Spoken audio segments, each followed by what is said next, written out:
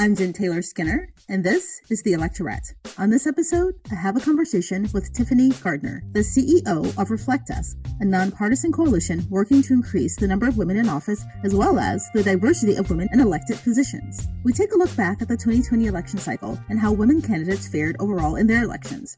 Tiffany also has some sage advice about how we should think about the candidacies of women who don't necessarily share our political points of view.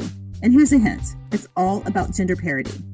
So without further ado, here is my conversation with Tiffany Gardner. Well, Tiffany Gardner, welcome to the podcast, or welcome back. It's great to be back. Well, the last time we spoke was a few days before the election, right? And we were talking about the record number of women that were running for office and women of color, of course. And I'm going to ask if you were satisfied with the outcome, but I don't want to look over the fact that, the biggest win, of course, for women and women of color was Kamala Harris, as VP. So what were some of the most notable wins for you? What stood out for you? I have to say, definitely Kamala Harris, Madam Vice President. That goes without saying, a history-making, breaking moment for all of us. And I think coming out of the election cycle of last November showed all of us, no matter what side you find yourself on, the transformative power of the United States, and that the possibilities are limitless, right? So her election, her being vice president, I think can resonate for all of us for different reasons, and make us very proud of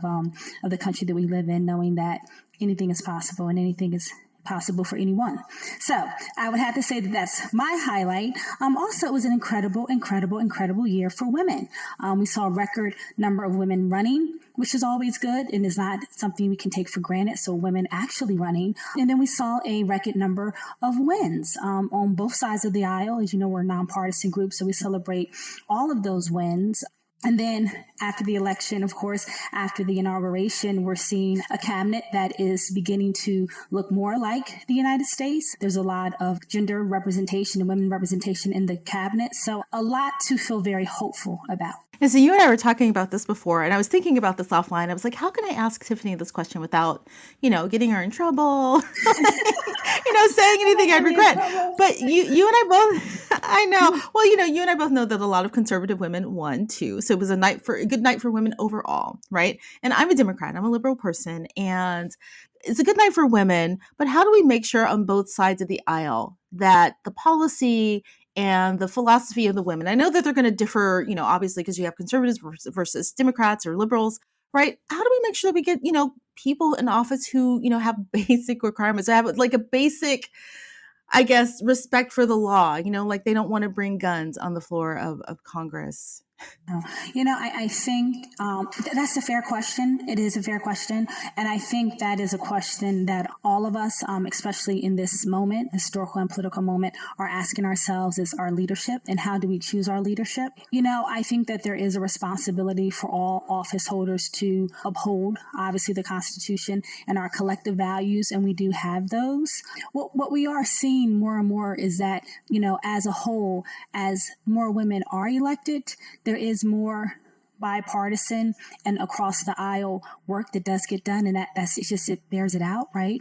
Women, when they are elected, they introduce far more bills, they pass far more legislation, and their bills, by and large, are not just women-centered, but they're centered on the whole family and thereby on the whole society. So do we have individuals within those numbers that could do better? Clearly we do, on the right and on the left, and I think that's just human nature. But I think what's important for us, and at least for us here at Reflect Us in the work and in the field that we're trying to build, is to understand that, those individuals and few individuals notwithstanding, the greater value there is to having a representative democracy, and in that way, the real need to have more women in political leadership. I'll just close by saying, if you look at the numbers, although we had some big wins in November and Inauguration Day was truly a historic moment, we're far, far from there. Our Senate is only 26% women, our House 23%. And then when you go to the state legislators, it gets even grimmer. And with our local government, which really impacts women's lives. I mean, we can look at cable news and see what's happening on the Capitol and feel like that's where all our focus should be. But when you think about what's really impacting day-to-day life for people, it's local government. And that's woefully underrepresented when it comes to women's representation. So again, I think I'm saying let's not lose the forest for the trees, so to speak, and acknowledge that we can have bad actors or people who can act better on both sides, but that there's a much larger issue that we need to be concerned about. You were so right. And I knew you'd have the perfect answer for that. So but I want to go back and say that, to be fair, we're talking about women, but you can have bad actors, you can have, men or women. So I don't want to say that I'm unfairly, focused on the women, right? So I just want to make that point. But since we're talking about women wins, there have been a few who've been in the headlines, and that just brings that question to mind. But we are far, far from parity, and that's where we need to focus in getting more women elected to office. I mean, let's just look at the founding of our country, right? And so when you had those political parties, or even before they became political parties, when you had a lot of the back and forth and the arguing and the very questionable tactics. I mean, you even had duels, right? And at no point did anyone say, wow, this democracy thing really isn't working here. Let's go back to tyranny, right? So I just want to be careful that in this moment, when we talk about certain political leaders or their women maybe not behaving as we want them to, that the answer then isn't, well, we don't need women in these leadership roles, right? So let's not make that burden even higher for women, right, than we have for the past, 300 years of this republic for men. Right. One of the things that I was excited about that we talked about before is the fact that not only do we have, more women in office, but we see a broader array of people from different places in our society, different places in our culture, different, economic backgrounds. I know Alexandria Ocasio-Cortez, when she was first elected, she talked about, her background, working as a bartender. And we had Stacey Abrams talking about her, her debt, her student loan debt and her, credit card debt. Yeah. And I think one of the ones for me, I think Cori Bush also. I mean, do we see more wins in that regard? Or how do you think that's going in that direction? I'm going to be honest. That is the area where I'm less congratulatory. I think we have a lot of way to go when it comes to getting working class people generally, and in particular working class women elected. Now, I think what's happening is that I'm glad these stories are coming out more and more. For now, they feel more like they're an anomaly, or more like the unicorn that somehow made it through, or that shooting star.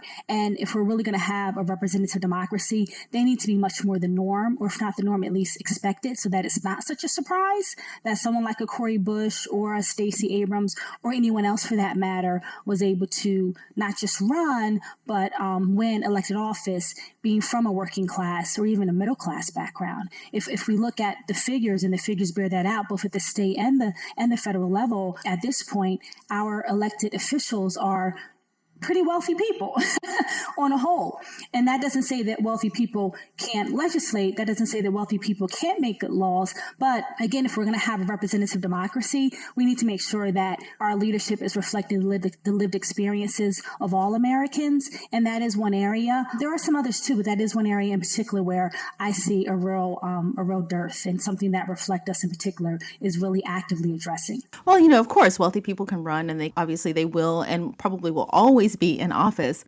But I think, the point that you and I are making is that with those diverse backgrounds, it's easier for someone like, Alexandria Ocasio-Cortez or Cori Bush to understand why we need a $15 minimum wage, just to use an example, across the board. And they also understand that, and I think you and I talked about this before, or I've talked about it generally before, that, minimum wage isn't just for teenagers anymore, right? You've got families who are trying to live on minimum wage, and you can only understand that if you are from a certain background. Exactly. I'm curious if you know this. I've never spoken to her before, but Cori Bush, how did she even overcome that? I mean, how does someone who isn't wealthy raise enough money to win a race in such a competitive field? I'll answer that in 1 second. And what I also want to highlight about Cori Bush, which is amazing, is that this is her second time, right? So there's also this story here of a lot of time to get women to run for office in their first place. It takes a lot of encouraging, a lot of support, and we've seen the studies bear this out, that you have to ask a woman to run multiple times for office. And each time she'll say, well, she's not qualified enough. She doesn't have enough of the experience. And with a man, maybe it's that first, maybe even second time, and he's already, out knocking on doors, right? So the fact that she ran the first time, but then lost and ran again, that for me is a success, right? Because that's where we want to get women generally to run again and run again. With respect to the success of her campaign, I mean, obviously she has, deep roots in the community. So it was very much a community-based and a community-led campaign. So I think the other story in that, Jennifer, is this notion or idea that in order to be successful as a candidate, you have to have this lofty career or this lofty background or have friends with lots of money. And no doubt that can and does help in some ways. But there are also the stories of the Cori Bushes out there that just have, deep roots and deep connections in the communities and, run community-led campaigns, and they're successful as well. So to step back and sort of just to look at that analytically, what happened there, I think there's a lot of stories that come out of her success. But one of the stories is that women shouldn't sell themselves short. Women should think again before counting themselves out. And they should most certainly think twice before assuming that their network and their community isn't enough to get them there, right? I mean, I appreciate the work that Reflect Us does and other organizations like yours, but is this something that should be or can be tackled with legislation? Do you know what I mean? It feels like there's something that our government should do to make the playing field fairer for women like Cori Bush or any woman who wants to run for office. And I'm not really sure what that policy would be. That is music to my ears.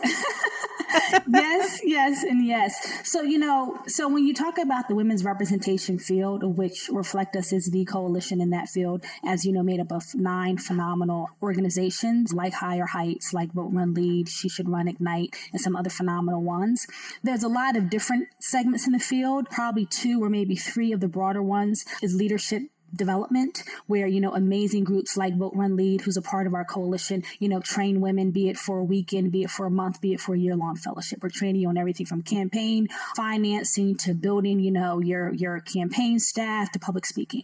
Then you have the campaign schools, which do an amazing job. So you have the Yale Campaign School, which is the first one, sort of the premier one and being the first one. You have LBJ Campaign School down in Austin, do a phenomenal job where they take women for a finite amount of time and kind of similarly sort of train them and support them.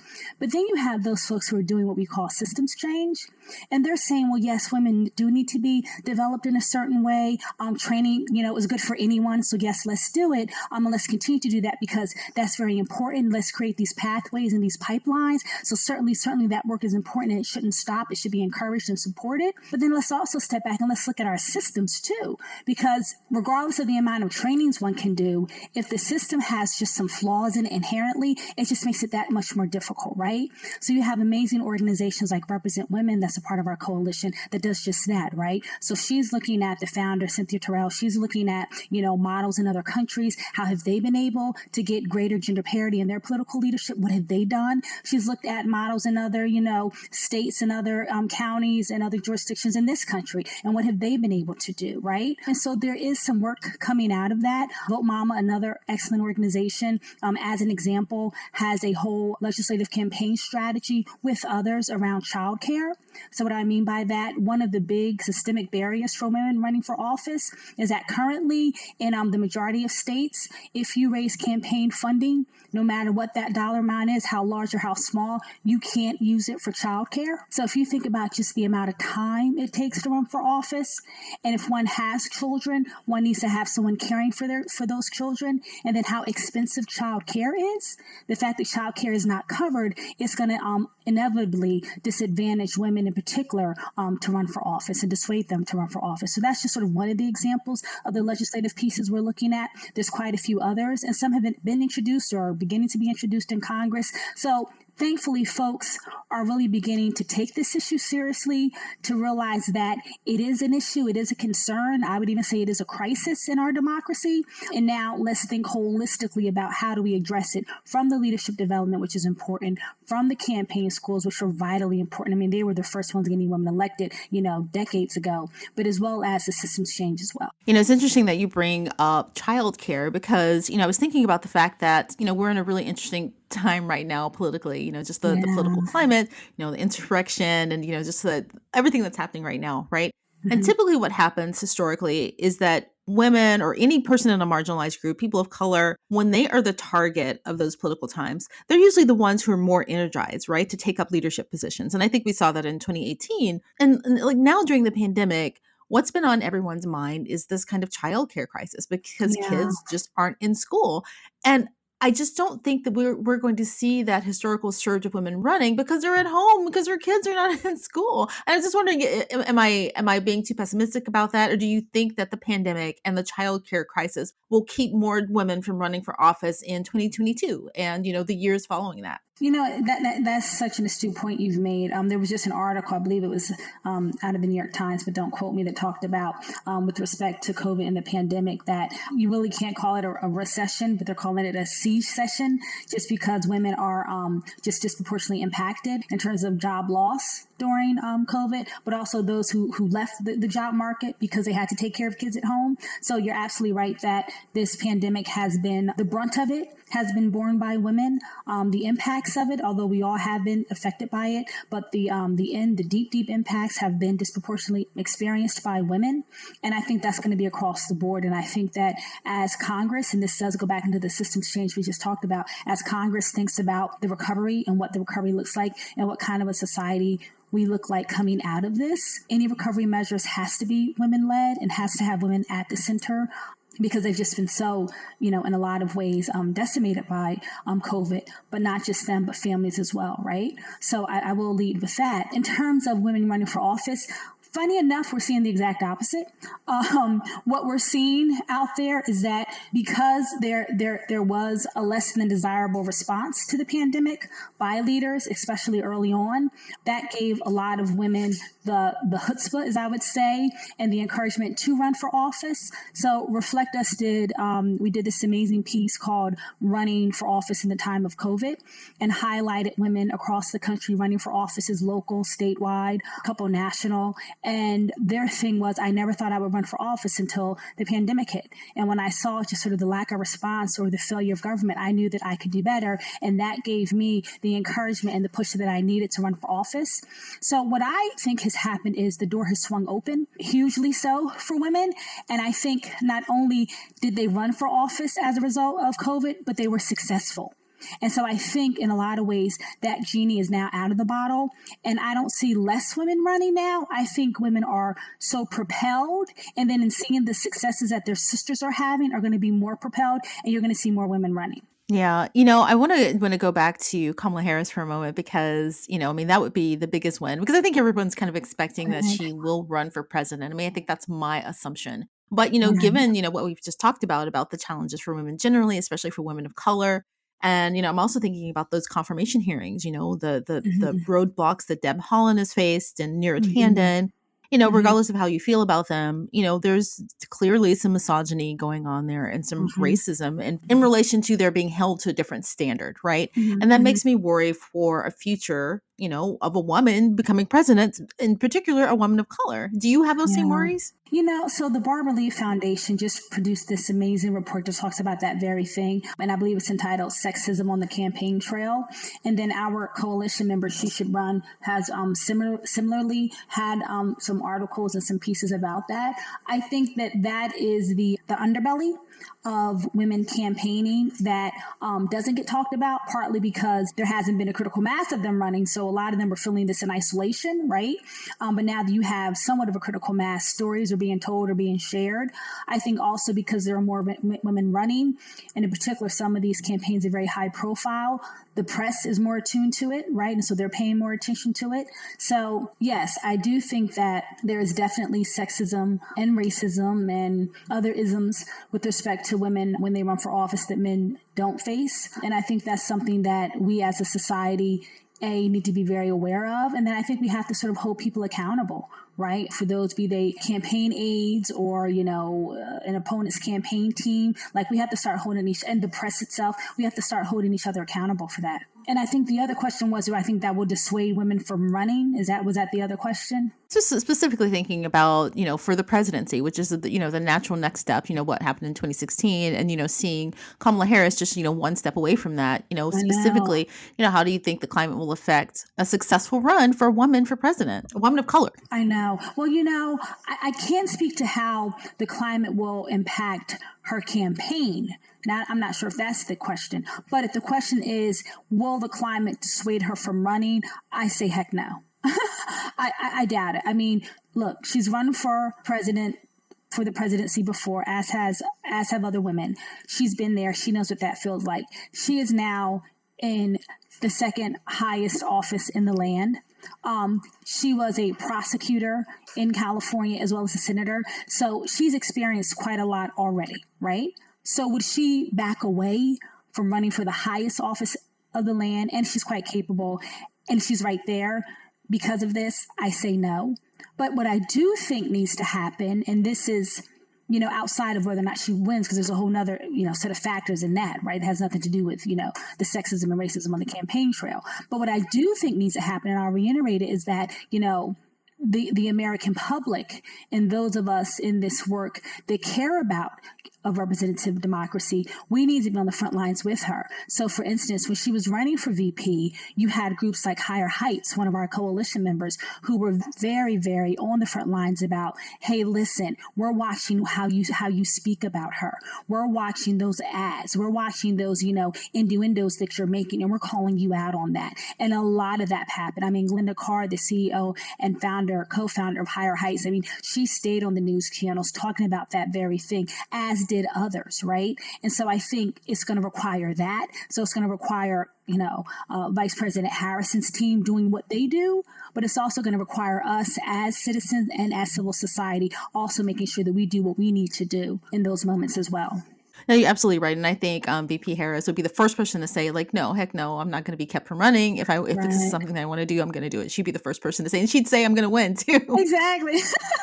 But you're right. And you actually answered the question that I didn't ask, but that I was thinking that, what can we do? And I think that you're absolutely right that, as supporters of hers and as people who, want to see more women and more representation in federal government specifically, that just, keeping our eyes on the media, keeping our eyes on the way that we talk about women in leadership and, correcting it. We have to create the landscape that they run in, right, to help them. Exactly. And I'll say that this issue, it runs across party lines. We had a wonderful woman out in Texas. She's a Republican GOP, Genevieve Collins, and she ran and she lost her election this time around. But when we spoke to her, she says, you won't believe how many times when I'm on the campaign trail, they're saying to me, why aren't you married? Where's your husband? And so it's those subtle things that happen, and it becomes issues that women, just because they're women, face when they're running for office. We're going to be having a whole series around this. We're doing some op-eds around this and some blog posts around this. We reflect us because we see this being, a really big issue that we don't want it to go away. We don't want the public to stop thinking about that, because as soon as the public becomes desensitized to it, then it impacts women campaigns all the more in a very negative way. Do you have any upcoming events? I know you have something in March that you want to talk about, and I'm really excited about it. Can you tell the listeners about it? Yes, I am super excited about it as well. So on March 18th at 6 p.m. Eastern, we're having a conversation with congressional leaders. It's a conversation on women's political leadership, the path forward. We have some pretty esteemed congressional leaders, including Marilyn Strickland, as well as some other surprises. It's going to be co-hosted by Comcast NBC Universal.